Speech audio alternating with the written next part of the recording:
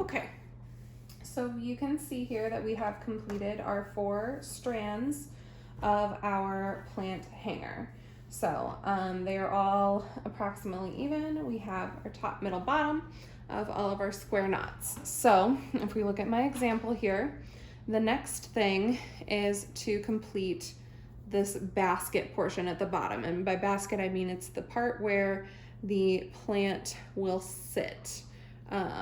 So you've seen plant hangers like that. So that is what we're going to do next.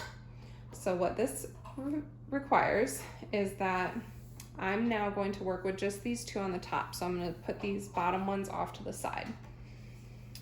So you have to decide about how far down you want the top or your basket to be. So this is the top of the basket. So that's about where usually the top of the pot, that's like the highest you want it to go. And then the distance between the top of the pot and like the middle of the basket is about helps determine the size of the pot. So for this, I did about a 4.5, 5-ish inch space. So that puts me right here, right about here at the bottom of the table. So I'm gonna move this up just one more hair so you can see what I'm doing a little bit better. All right, so what we're gonna do is we're gonna take the right 2 pieces of cord from this left piece and the left 2 pieces of cord from this right piece, and we're gonna put them together, just like so. Now what we're gonna do is we're gonna do another single square knot, just like these right here, but we're gonna do it with these pieces. So this is what's gonna create that basket because we're doing an alternate instead of just straight down. So I now have my 2 new middle pieces, my 2 new outer pieces. I always start with the right. Feel free to start with the left if you want, up to you. So we're gonna come in here. I like it about right there is where I want. So I do about a hand's width. If you have bigger, smaller hands, you know, measure whatever you want, but I like approximately that distance there. So now I'm gonna finish out my square knot and pull that nice and tight.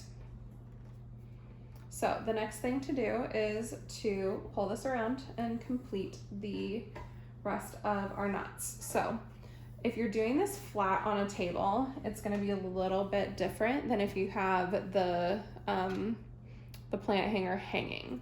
So because you have to remember how it's going to hang. So in order to make it not twist, we're gonna take these 2 pieces that we have left here, and we're going to take the left 2 pieces that we have and bring them into the middle so that they would hang like it would hang if you had it upright. So now then I'm going to do the same thing. I now have my 2 new middle pieces, my 2 new outer pieces, and I'm going to do my nice little square knots. Try to get these about even.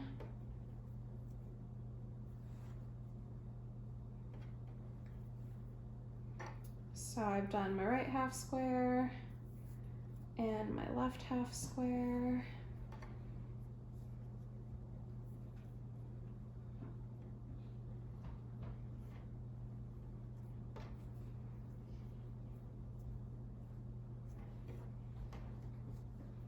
So there are those. We're going to do the same thing with these 2 pieces from our original one. Once again, we're gonna take the outer 2 most. If I have it laying flat like this against the table, I'm gonna take my outer 2 ones and bring them over so that it twists a little bit, but don't worry, it won't be twisted when we're done. Going to bring these together like so. I now have my new set of 4 to make my next knot.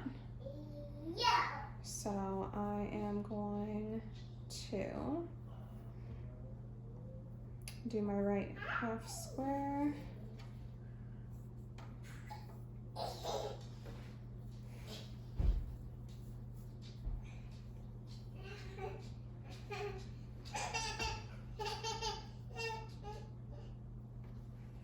Make sure that they're about even.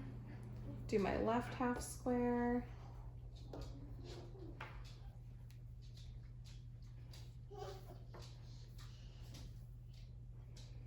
Pull that up.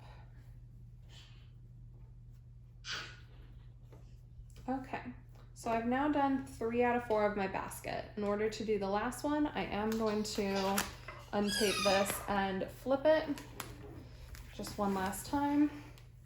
So now when I flip this over, you should see kind of like this sort of zigzaggy shape going on, and it should be that when I take these two and I lay them the correct way, you can see that they're going the same way all the way down. There's no twists. Now I can make the last piece of my basket by taking my middle 2 pieces, my outer 2, and I'm going to do my right half square. And luckily I have my handy dandy guide right here underneath everything. So I just want to make sure that they are even, or as even as I can get them by eyeballing them. And like I said, it adds character in my opinion, so I don't really mind if they're not 100% even. So now I'm going to do the left. Okay, pull that nice and tight. Once again, making sure that nothing gets twisted. And now I have completed my little basket portion. So all that's left is to tie it off. So you can see we have all this extra string on the bottom. That is now going to become the bottom fringe. So you can see here that we have another gathering knot, just like we did before. And then we have a little bit of a fringe. So depending on how you've spaced out your cording and your knots, and then how long your cording was to begin with, if it was 8 feet or 9 feet, you'll have a decent amount of cord left. So you'll see also that some are longer than others. That's totally fine because we're going to trim it up. And so what you want to do is you want to determine how long you want your tassel to be. And you also need to figure out how big of a basket you want. If you look at my example piece here, I did about a 3 to 4 inch gap between my knots and the top of my gathering knot. You can do longer if you want. That'll make for a bigger basket. So if you have like a wider bowl that you want to put in there, that's fine. Or if you want to keep it smaller, that's also fine. It really all just depends on what you want. So before I get into that though, I can see here when I put these all together, the way that I want them to lay, that this piece right here is puckering a bit. So I'm actually going to redo this knot. And this just shows like the beauty of macrame is that like literally you can just undo a knot, even just halfway undo it, tighten something a little bit, and re-tighten it. Now that I'm pucker free, we're all set.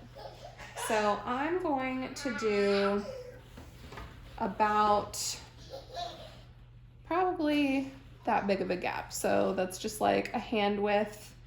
And what I do is I like to hold it up like this so that all of my knots face each other correctly. And then I gather it and hold where I want my gathering knot to be. So just like before, I'm going to take my extra piece of cord, and this time I'm going to do it vertically because it just makes it easier for me to do it. So I'm going to have my little tail. So you can see I've pinched my cord where I want it, and I pull it tight first this way to make sure that it's not going to be lopsided, so it'll be nice and in the middle. Pull it up like this in my left hand. I'm going to, I have it just pinched here. I'm gonna take my spare piece of cord and I'm gonna pinch my tail, and I'm gonna come down and around my three fingers, and then I'm gonna re-pinch here and hold that tight. Now, I lay my hand flat, and I'm gonna come down and behind, and then I'm just gonna start wrapping so that it pulls it nice and tight. And you want your wraps to be in succession. So you don't want them to go all willy-nilly. You want it to lay nice and flat, just like this one does.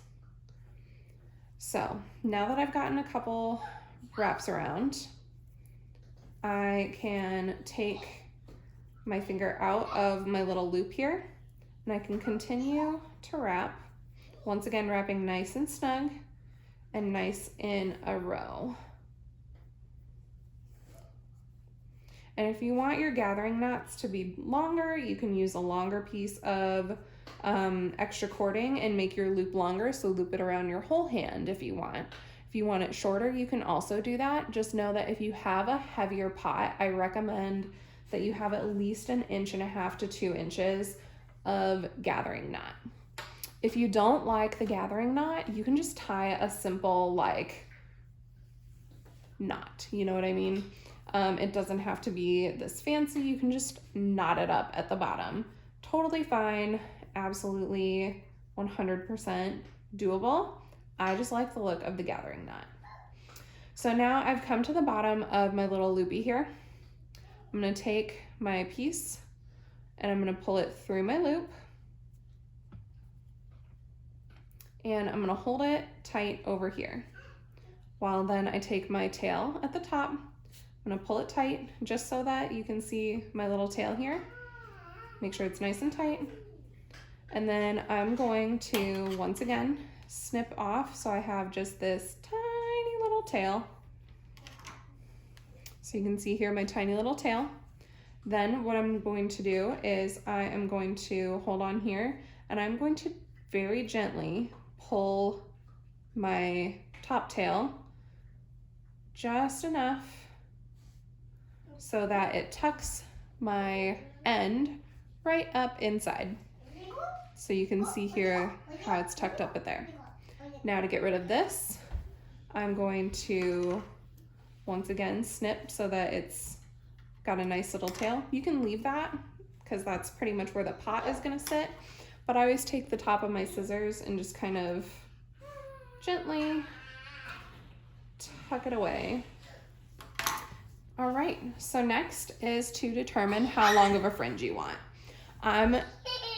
It depends on the day for me. Sometimes I want a short fringe, sometimes I want a long fringe. You can see here that I have all of this that I could make into a fringe, but typically I like to do just a couple of inches. So all you have to do is, measure it if you want. You can measure each individual piece. I just kind of go for it. So I want my cord to be my fringe to be about this long right here. So I'm just gonna gather it and just kind of go for it. I'm using kitty scissors too, so it makes it a little harder to cut, but it's fine. If you have fabric scissors, those will probably work a little better, but there is my fringe. And you can see here that I have this twisted cord.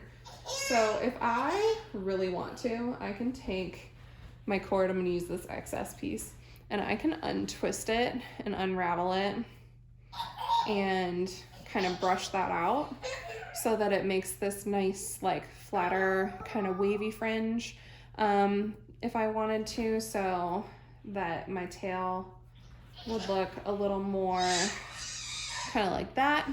That's totally doable. You could straighten it as long as it's cotton and you don't use a super high heat or iron it. But I like the individual cord look. It really is up to you how you do that. But from there, your plant hanger is now done. When you hang your plant hangers, if you're gonna hang it from the ceiling, you need to make sure that your hook is either braced into a stud or a support beam, or that you use one that has the built-in support if you aren't able to find a support stud. Especially if you're going to use like a heavy ceramic or clay or terracotta pot. That plus the dirt plus the plant plus water and everything gets really, really heavy, and you could very well rip out your ceiling. Same thing for if you do it in a wall and you're going to have it hang against the wall. You need to make sure that you find a stud, and that you use a solid nail or hook. Other than that, you have a beautiful plant hanger all ready to go. They make excellent gifts for planty friends, and you know, or just make them all for yourself. Either way. So happy plant hanging.